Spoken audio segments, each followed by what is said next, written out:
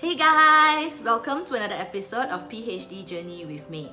Today, I want to share with you a little bit more about my research framework. The curiosity that spurred me to start my PhD journey started because I want to investigate if a HR support platform that includes peer collaboration and emotional support, can that sort of platform be used and be proven to elevate employee job performance? The current company that I work with has a system that facilitates employee well-being in terms of emotional well-being, and also in the peer collaboration setting. So we meet up for once a month and we talk about various issues, various areas of our life.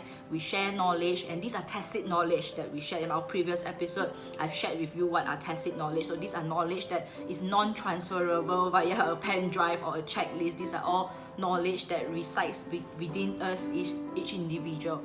So therefore that really spurs me on. That curiosity was so deep in me, and I said that let's just study this, let's just prove or disprove that a certain platform like this would work towards elevating employees' job performance. Then the element of knowledge transfer comes in, because how do we elevate job performance? By having platforms that supports emotional well-being and has a peer collaboration setting. So the way that I'm trying to demonstrate this is to link it to knowledge transfer among the peers, and to link it also to different personality types that would do well in a setting like this, that will perform better in their job. So I would like to show you very briefly my framework here.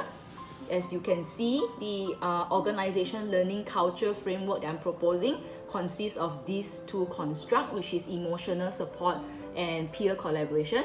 All these arrows are just necessary for the research hypothesis purposes, but the main proposal here is these two elements and how it correlates to the employee job performance through the two mediators, which is knowledge transfer and employee's personality. I also have age and gender as my moderator. Well, I thought that it really plays a part, the age and gender of various employees. It really plays a part because it will influence and affect how they absorb and transfer knowledge, and how it correlates to their job performance. So essentially, this whole PhD journey inspires me to be more curious. Every day I'm more and more curious because my framework gets more and more complicated. It actually started from something more simple like this, and it evolved to something more complicated with more arrows like this. Yeah, so I'm also reminded that sometimes things don't pan out the way we envision. Maybe either, in my case, I envisioned it too simplistically, or sometimes it is just not God's plan for us. Yeah. So reflecting on how my framework has changed, I'm also telling myself to go with the flow. God has the best plan. He knows best in accordance to His timing.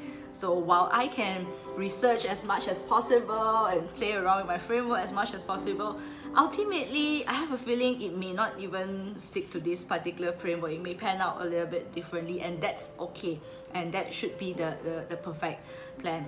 So back to my research, at this particular juncture, I am quite ready to defend this framework. I would like to invite you guys to talk to me a little bit more about this framework, or if you know anyone in this area, you can talk to me a little bit more about how this framework works, or if you have any models that look pretty similar, you can also share that with me. At this moment, I am rejuvenated with this PhD with May project, PhD Journey with May project. I'm rejuvenated mainly because I'm reminded of why I do this. I'm reminded that this is what I'm curious about. I want to know if this works, and if this works, I want companies to deploy this so that less employees are depressed, so that more people can be more fulfilled at work, so that job performance can be tangibly measured and correlate to the HR platforms that supports emotional well-being, supports peer collaboration, and not just monotonous training that leads towards measuring ROI.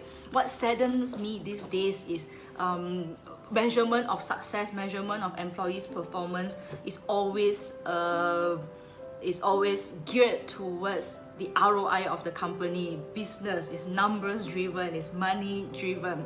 It's very little about creativity, productivity, sense of fulfillment, which will eventually still lead to money, still lead to business and revenues, but it's not literal. So I'm trying to make it a little bit more literal by demonstrating work like this. And who knows, maybe in the next 10 years to come, if a framework like this is successful, every company needs to prioritize peer collaboration and employee well-being before they can deploy any other framework. So perhaps 10 years in future, this would be a reality where employees do not fear facing anxiety when they join a new company. They know they will be onboarded with a framework like this, and they will be put into a platform that they have a safe space to talk to their peers, and they have emotional well-being taken care of. So yeah, that's for today's episode of PhD Journey with me. I hope you stay tuned and come back tomorrow. Tomorrow I will talk a little bit more about the age and gender quadrant, why I think age and gender plays a big role on how we transfer knowledge as well. Alright, thank you guys. Bye.